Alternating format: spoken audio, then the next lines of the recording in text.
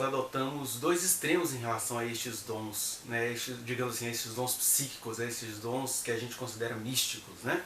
A gente tende a ficar adorando profetas do passado, os profetas bíblicos, né? Porque eles já estão mortos, então eles jamais vão nos incomodar com a humanidade deles. Ou a gente fica no outro extremo de menosprezar taxativamente qualquer profecia. Crer em Jesus é também passar pela via mística. O que significa isso? É entender que conquanto neste livro haja profecias de caráter eterno e amplo, não há nas escrituras, por exemplo, alguma orientação específica sobre o que fazer no Brasil das pessoas que temem a Deus, mas que estão no meio de uma pandemia. Aí Deus começa a levantar os seus profetas, ainda que no meio disso tudo haja muitas profecias falsas. Ainda que no meio disso tudo, como sempre houve, há conhecimento falso, há igrejas falsas, há políticos falsos, há tudo falso e há profecia falsa. E aí é que a gente precisa entender algumas coisas. A profecia, ela não é um ente isolado. Ela é o tempo todo um diálogo com o profeta, a característica do profeta, a personalidade do profeta, o tempo em que ele está profetizando, o futuro que não está nas mãos dele, a dimensão do ministério que deu a ele. Isso tudo vem misturado numa profecia. Pense bem que eu vou tentar dizer algumas coisas dessa aqui para você. Aí a pergunta é, essa profecia, ela foi para todo o país? Aí já começa o erro interpretativo da internet, não do pastor Ezequias. Porque ele profetizou possivelmente para um grande grupo de pessoas que o ouviram, quem o ouviu e quis acolher é partícipe da profecia, quem o ouviu e respeitou e não entendeu, mas sabe que ele é uma pessoa de Deus, não estou entendendo nada, mas ali é fonte boa, também vai ser contemplado. Agora, não é uma profecia para o país inteiro, conquanto ele tenha visto coisas no mundo inteiro, que ele falou que aquelas coisas iriam acontecer no mundo todo, não é uma profecia para o mundo todo ou para o Brasil todo, porque senão o espírito que o usou para profetizar o colocaria num lugar onde seria visto ou nacionalmente ou planetariamente, no meio oficial. Os crentes têm que entender isso. Essa mania nossa de pegar informações por meios oficiosos, na rede social de alguém, tal. Ele pode ter colocado esse vídeo na página dele do YouTube como uma memória, igual eu estou aqui gravando meus vídeos, como um arquivamento. Mas eu não recebi ordem divina para fazer um pronunciamento ao país, eu estou fazendo um pronunciamento aqui, digamos assim, a quem interessar possa. E aí Deus tem duas maneiras de agir. Quando ele quer que algo seja dito para todo um povo, ele coloca o seu instrumento em evidência nacional. Ele conseguiria alguma coisa a nível nacional, no programa de relevância nacional, para dizer ao país. Não foi isso que aconteceu. Então é exagero alguém ficar assim, ele falhou, não sei o que. Não, ele estava profetizando para um grupo específico de pessoas, preferencialmente da congregação deles. Lá parece que eles entenderam que a profecia aconteceu, houve uma mortandade grande, mas a igreja estava toda guardada. Ele mesmo postou um vídeo no canal dele acerca disso, né? E o que a gente faz? A gente invade uma questão privada ou para um público restrito e quer que aquilo seja para o coletivo. Esse é o primeiro erro interpretativo. A profecia, além do conteúdo que ela traz, ela já é um provocador de denunciação de corações. Como assim? Na hora que o pastor fala isso, ele logo ativa corações duros. Deus não fala, Deus fala, é isso, é aquilo, aquela coisa toda. As pessoas começam a disputar quem é o dono da voz de Deus. E Deus apenas, na sua misericórdia, falou a determinado povo sobre questões que misturam situações locais, situações específicas com situações eternas. Esse é um ponto. O segundo aspecto, quando ele fala, ele logo desperta a dureza dos corações. Terceiro aspecto, mas o que ele falou, aconteceu ou não aconteceu? Olha só, se profecia fosse para ser dita de maneira lógica, nem precisaria haver profecia. É porque vocês e nem ele percebeu uma coisa muito interessante que aconteceu no dia 30. Profecias são para ser interpretadas. O que é interpretar? É você chegar perto o máximo possível, porque a coisa em si, a realidade em si, pertence a Deus. O que o pastor viu é aquela coisa que tem o seu nível pessoal e o seu nível eterno, ou do momento seguinte. Vou explicar. No nível pessoal, você já deve ter conhecido pessoas que morreram em acidentes, que morreram em uma catástrofe, geralmente elas têm uma visão do nível pessoal de, gente, eu sonhei que o mundo estava acabando. Tem um aspecto de médio prazo, e esse aspecto ele é importante, vou falar dele daqui a pouco, e tem um aspecto de longo prazo, ou eterno, que é de fato que Deus de tempos em tempos manda o seu anjo da morte recolher justos para que não continuem pecando e recolher injusto para que não continuem fazendo inferno na vida dos outros aqui. Tem justos que não querem nada com Deus e são recolhidos para o nosso livramento. Este é o estilo da profecia do pastor Ezequias e de tanta gente boa de Deus que eu conheço.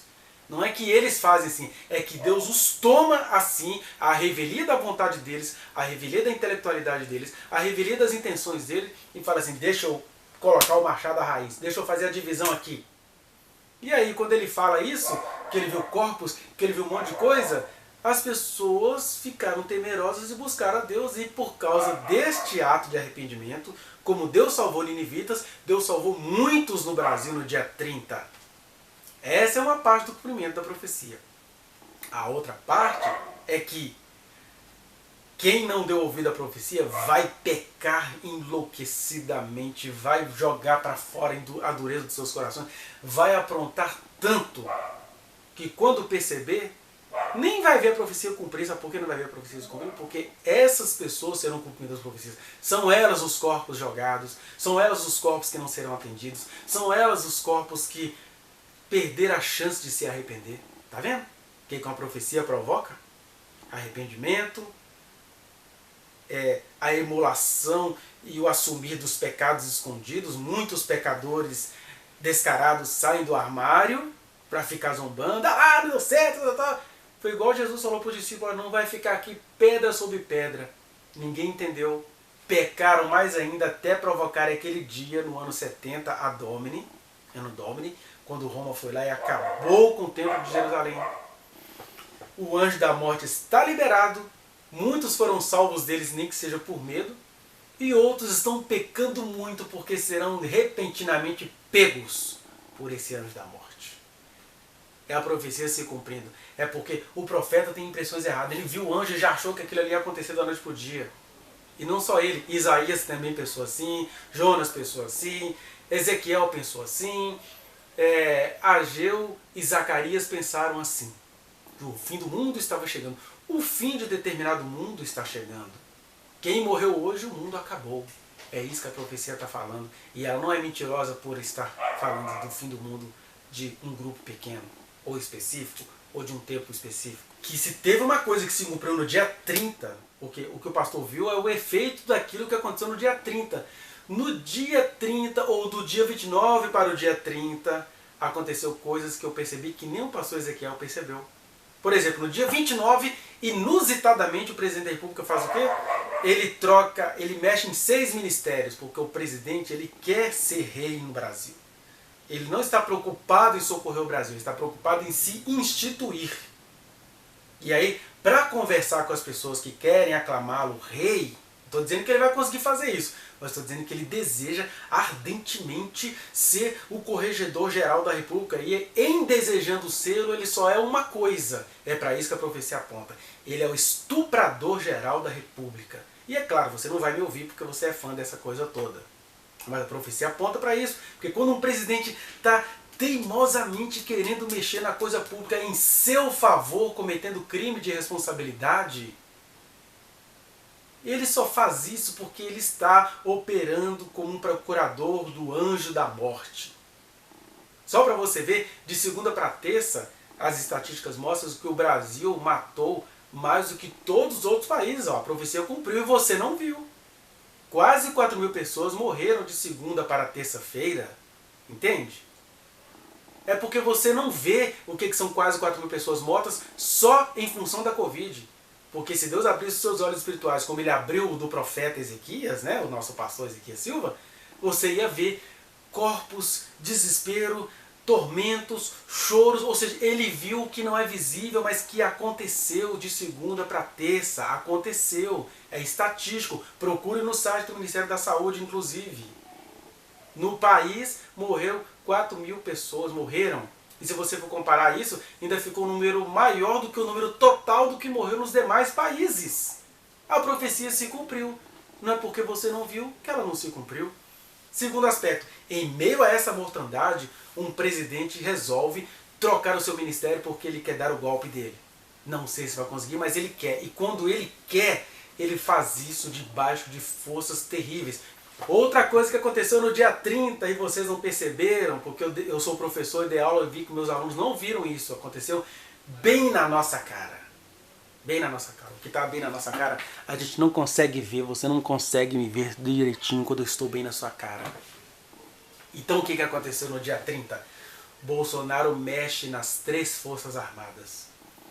O presidente tem um desejo ensandecido de agradar o seu público. E ainda temos essa questão, né? O presidente Bolsonaro é permitido por Deus. Como que ele é permitido por Deus? E é nisso que a profecia do pastor Ezequiel se cumpre, embora nem ele entenda isso. Ele foi permitido por Deus porque ele é um desejo terrível e teimoso de um tal povo de Deus que quer tomar o poder. E aí, nada melhor do que numa pandemia temos um presidente como Bolsonaro, porque ele é o cumprimento da profecia. Você acha mesmo que Deus tinha selecionado do governo dele, Deus santo justo, um homem corrompido, com a família toda atolada na corrupção, que vivia falando mal de governos anteriores e que agora nada faz pelo povo e que não quer governar em prol do povo, porque ele fala assim, o Supremo não me deixa governar. Quando você vai ver, o Supremo não está deixando ele fazer o que ele quer. O que ele quer fazer? Ele quer deixar todo mundo morrer livremente. Para ele continuar protegendo os ricos, os poderosos, o Paulo Guedes, que não queria nem dar auxílio emergencial para a população. Você acha mesmo que isso é um homem do conselho divino? Isso é um homem permitido por Deus? E que eu até vi, se não me engano, foi a pastora Cristina falando, olha, parem de adorar quem eu coloquei lá. Porque eu coloquei, mas eu tiro. Deus já está começando a mostrar isso para o povo que pediu terrivelmente esse presidente. O presidente Bolsonaro foi colocado por Deus lá, igual Saul, desejo ensandecido da população. A população foi lá, apertou 17 e falou, deixa, eles querem? Deixa. Porque assim é sempre o cavalo branco com os outros cavalos e seus cavaleiros. Então vem o presidente desejo do povo, mas a fome, peste, mortandade, guerra, é o apocalipse no sentido micro, no seu nível tupiniquim. Mas é apocalipse. Porque muitos morreram e o mundo acabou para muita gente. O mundo acabou só de Covid-19 dentro de um governo Bolsonaro. Permitido por Deus, desejado por cristãos. Igualzinho o anticristo. Permitido por Deus, desejado teimosamente por desejos eternos de seres humanos caídos. Olha que profecia mais linda que se cumpriu. De maneira que o Bolsonaro ali na presidência ele é a parábola do anjo da morte, porque ele não quer cuidar da doença do Brasil. Ele quer cuidar do mercado. Aliás, um presidente que diz que economia é vida, ele está te contando que ele prioriza a coisa, os negócios e não as pessoas. Porque a terra está destinada para a destruição? Tá.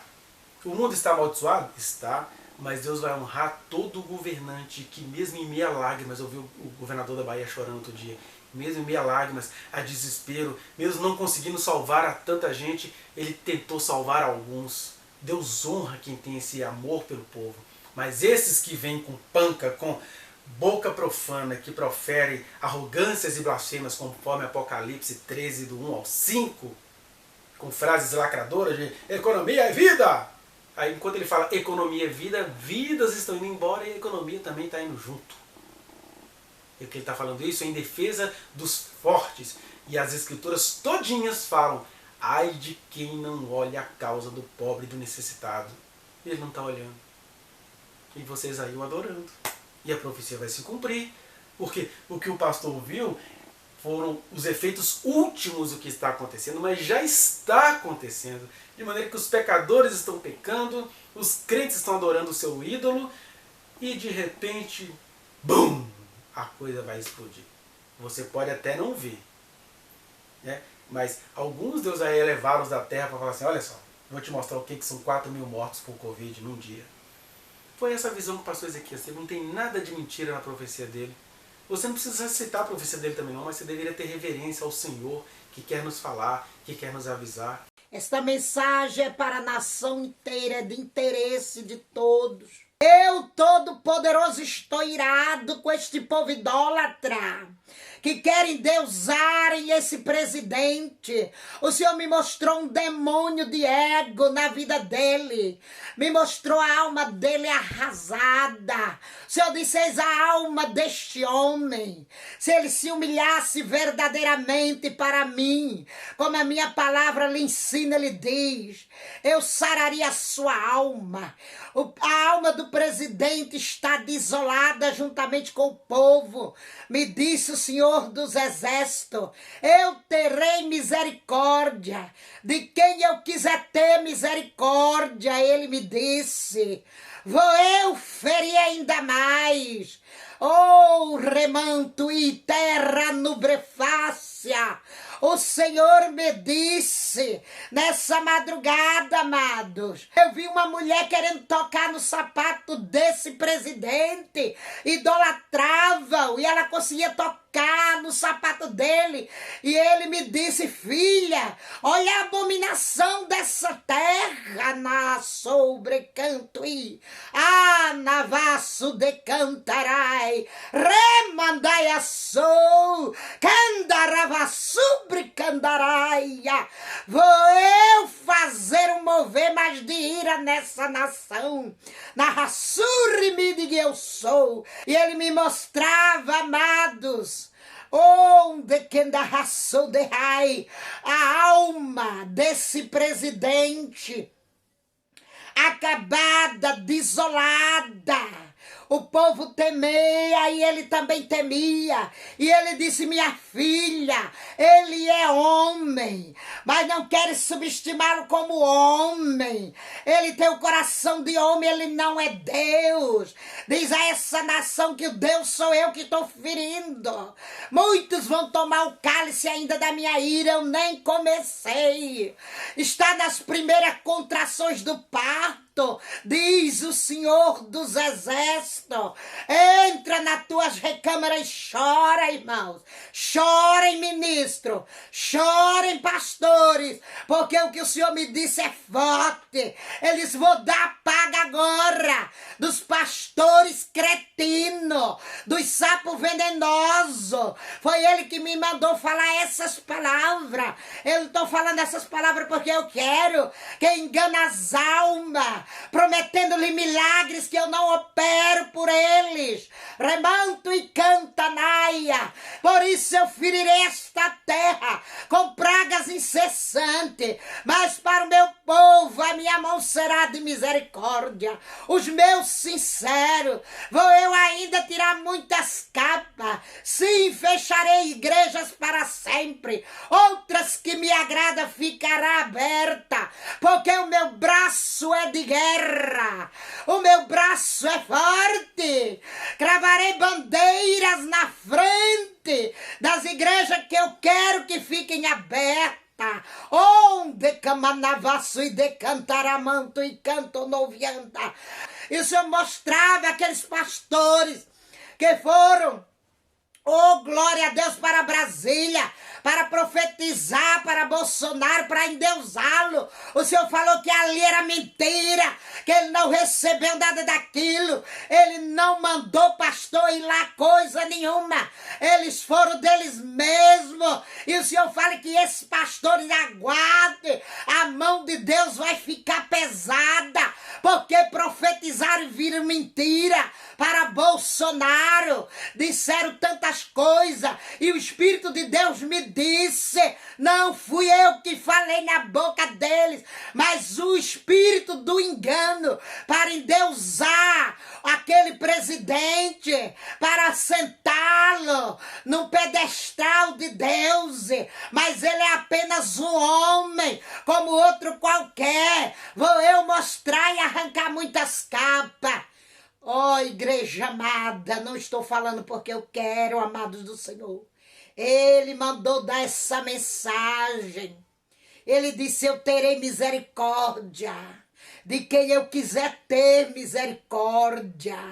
Não retirarei a minha mão. Oh, aleluia! Só vou tirar a minha mão dessa nação, porque ela estava pesando, ela pesava estava sobre a nação. Eu vi o globo terrestre estava sendo revolvido nas mãos do Senhor. Oh, glória a Deus, aleluia, com uma cobertura amarelada opaca. E eu disse, Senhor, será o cavalo amarelo? E ele me disse, estou eu fazendo um reboliço na terra. Estou eu fazendo, sou eu que permiti todas essas calamidades. E vai se agravar, como está dizendo esta palavra que acabamos de ler. E o Senhor mandava eu sair para fora numa visão. Quando eu saía no meu quintal, amados, o Senhor creia, a atmosfera da terra estava cheia de vírus, como enxames de pernilongo. Era enxame a atmosfera. E o Senhor disse, não será máscara, que vai dar o livramento. Eu já assinalei. Igreja amada, em nome de Jesus eu não minto. Eu já assinalei. Todos que vão descer com esse vírus estão assinalados por mim. Os que não vão descer, eu protegerei, veja. E aqueles vírus entravam em mim como um fantasma e saía pelas minhas costas.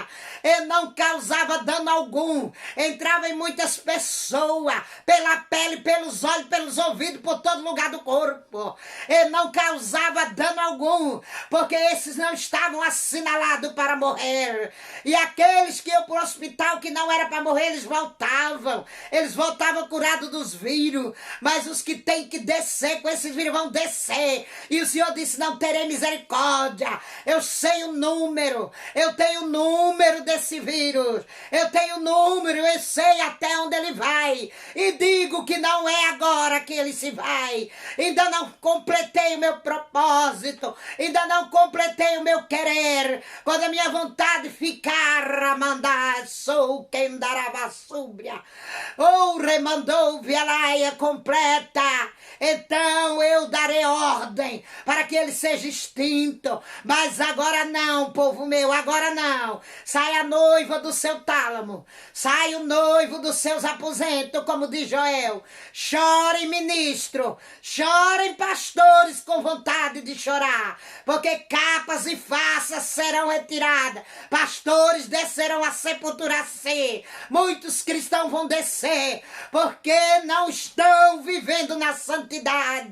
E Deus vai fazer a separação, como está escrito em Malaquias 3,18. Outra vez vereis a diferença de quem serve e quem não serve, diz o Senhor dos Exércitos. A boca do Senhor me disse tudo isso. Igreja do Senhor, você que está em paz, com o Criador, que anda na santidade dele, não deve temer. Estamos juntos nessa batalha com Cristo, que é o nosso capitão que vai na nossa frente. Glória a Deus. Deus os abençoe. A paz do Senhor Jesus. Este trechinho que você acabou de assistir, ele faz parte de uma reflexão muito mais ampla. E aí eu sugiro que você vá aí na descrição deste vídeo. Lá tem o link da mensagem completa, da reflexão completa, para você se aprofundar nesse assunto que você acabou de ver.